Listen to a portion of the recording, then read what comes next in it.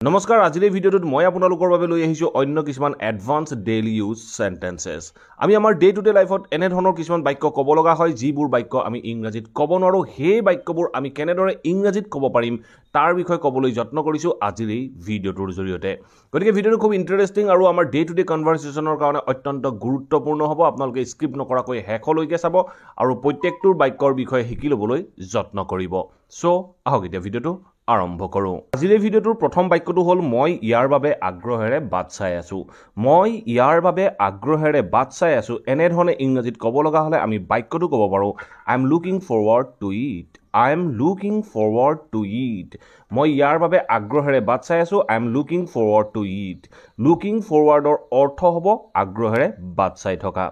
ঠিক আছে এতিয়া আমি নেক্সট সেন্টেন্সটো কি কৈছে মই নিশ্চিত নহয় মই এইটো কৰিব পাৰিম মই নিশ্চিত নহয় মই এইটো কৰিব পাৰিম এনেধৰণে যদি আমি ইংৰাজীত ক'ব লগা হয় তেনেকুৱা ক্ষেত্ৰত আমি বাক্যটো ক'ব পাৰোঁ I am not sure I can do it I am not sure I can do it মই নিশ্চিত নহয় মই এইটো কৰিব পাৰিম I am not sure I can do it ঠিক আছে আমি এতিয়া চাওঁ নেক্সট সেন্টেন্সটো কি কৈছে সেই বিষয়ে বিশদভাৱে ক'ব পাৰিবানে সেই বিষয়ে তুমি বিশদভাৱে ক'ব পাৰিবানে এনেধৰণে যদি প্ৰশ্ন কৰিব লগা হয় তেনেকুৱা ক্ষেত্ৰত আমি বাক্যটো ক'ব পাৰোঁ can you elaborate on that can you elaborate on that সেই বিষয়ে তুমি বিশদভাৱে ক'ব পাৰিবানে বুলি কওঁতে আমি বাক্যটো ক'ব পাৰোঁ can you elaborate on date এনেধৰণে আমি ক'ব পাৰোঁ ঠিক আছে এতিয়া আমি চাওঁ নেক্সট সেন্টেন্সটো কি কৈছে মই টাইম টেবুলতকৈ অলপ পিছ পৰি আছোঁ মই টাইম টেবুলতকৈ অলপ পিছ পৰি আছোঁ এনেধৰণে যদি ইংৰাজীত ক'ব লগা হয় তেনেকুৱা ক্ষেত্ৰত আমি বাক্যটো ক'ব পাৰোঁ I M running A beet behind schedule I am running A beet behind schedule মানে মই চিডিউলতকৈ বা টাইম টেবুলতকৈ অলপ পিছ পৰি আছোঁ বা অলপ পিছত গৈ আছোঁ তেনেকুৱা ক্ষেত্ৰত আমি বাক্যটো ক'লোঁ I am running A beet behind schedule এনেধৰণে আমি ক'ব পাৰোঁ ঠিক আছে এতিয়া চাওঁ আমি নেক্সট সেন্টেন্সটো কি কৈছে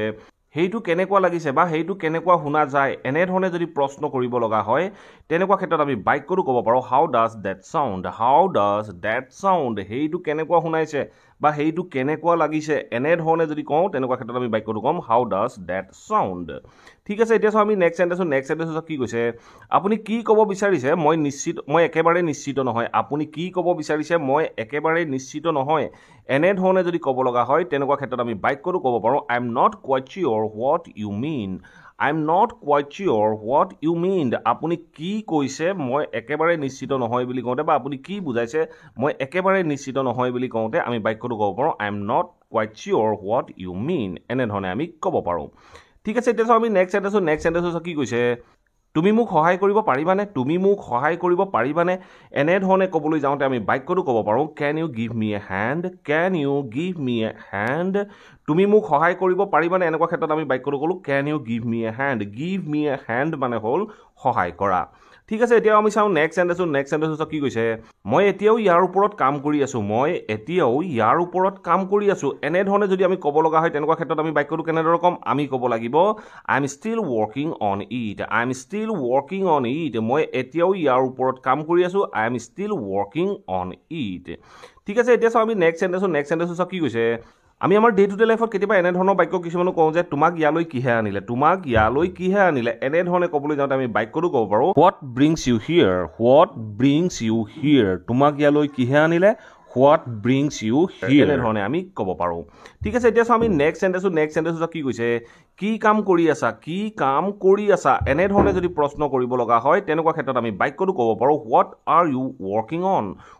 আৰ ইউ ৱৰ্কিং অন তুমি কি কৰি আছা বা কি কাম কৰি আছা এনেধৰণে প্ৰশ্ন কৰোঁতে আমি বাক্যটো ক'লোঁ what are you working on ঠিক আছে এতিয়া আমি চাওঁ নেক্সট সেন্টেন্সটো কি কৈছে মোৰ আগত খোজকাঢ়ি যোৱা বা মোৰ আগে আগে খোজকাঢ়া এনেধৰণে আমি আমাৰ ডে টু ডে লাইফত বাক্য ব্যৱহাৰ কৰিব লগা হয় মোৰ আগত খোজকাঢ়া বা মোৰ আগে আগে খোজকাঢ়া এনেধৰণে ক'বলৈ যাওঁতে আমি বাক্যটো ক'ব লাগিব ৱক এহেড অফ মি মোৰ আগে আগে খোজকাঢ়া বা মোৰ আগত খোজকাঢ়ি যোৱা এনেধৰণে কওঁতে আমি বাক্যটো ক'লোঁ ৱক এহেড অফ মি ঠিক আছে এতিয়া আমি চাওঁ নেক্সট সেন্টেন্সটো কি কৈছে আমি আমাৰ ভুলৰ পৰা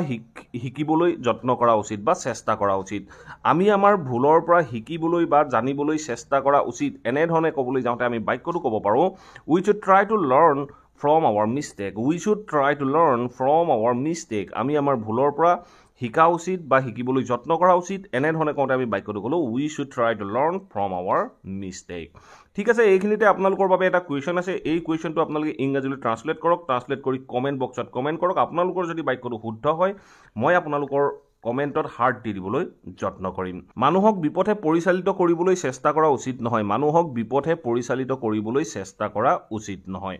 এই বাক্যটো আপোনালোকে কমেণ্ট বক্সত কমেণ্ট কৰক ঠিক আছে এতিয়া আমি নেক্সট সেন্টেন্সত কি কৈছে মোৰ পৰা নুলুকুৱাবা এনে ধৰণৰ বাক্য আমি যেতিয়া ক'ব লগা হয় তেনেকুৱা ক্ষেত্ৰত আমি বাক্যটো ক'ব পাৰো ডোন্ট হাইড ফ্ৰম মি মোৰ পৰা নুলুকুৱাবা ঠিক আছে এতিয়া আমি নেক্সট সেন্টেন্সত কি কৈছে ইয়াৰ বাবে আপুনি জগৰীয়া নহয় এনে ধৰণৰ বাক্য যদি আমি ইংৰাজীত ক'ব লগা হয় তেনেকুৱা ক্ষেত্ৰত আমি বাক্যটো ক'ব পাৰো you are not responsible for this আপুনি ইয়াৰ বাবে জগৰীয়া নহয় you are not responsible for this ঠিক আছে এতিয়া আমি নেক্সট সেন্টেন্সত কি কৈছে টকা গছত নালাগে এনে ধৰণৰ বাক্যও আমি আমাৰ ডে টু ডে লাইফত ব্যৱহাৰ কৰিব লগা হয় আমি যদি কেতিয়াবা ক'ব লগা হয় যে টকা গছত নালাগে তেনেকুৱা ক্ষেত্ৰত আমি বাক্যটো ক'ব পাৰো মানি ডাজন্ট গ্ৰ' অন ট্ৰী মানি টকা গছত নালাগে বুলি কওঁতে আমি বাক্যটো ক'লো মানি ডাজন্ট গ্ৰ' অন ট্ৰী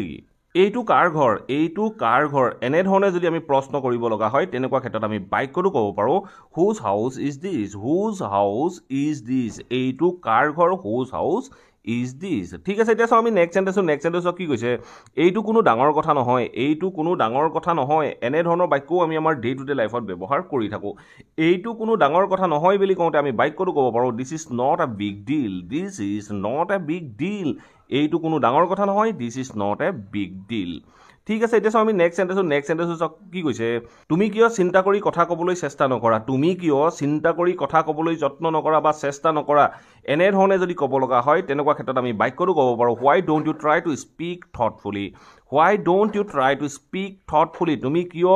চিন্তা কৰি কথা ক'বলৈ যত্ন নকৰা বুলি কওঁতে আমি বাক্যটো ক'লো why don't you try to speak thoughtfully তুমি চিন্তা কৰি কথা ক'বলৈ যত্ন নকৰা কিয় যত্ন নকৰা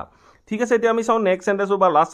সেন্টেন্স কি কৈছে মোক নিজৰ বুলি গণ্য কৰা বা মোক নিজৰ বুলি ভাবা এনে ধৰণে যদি ক'ব লগা হয় তেনেকুৱা ক্ষেত্ৰত আমি বাক্যটো ক'ব পাৰো কনসিডাৰ মি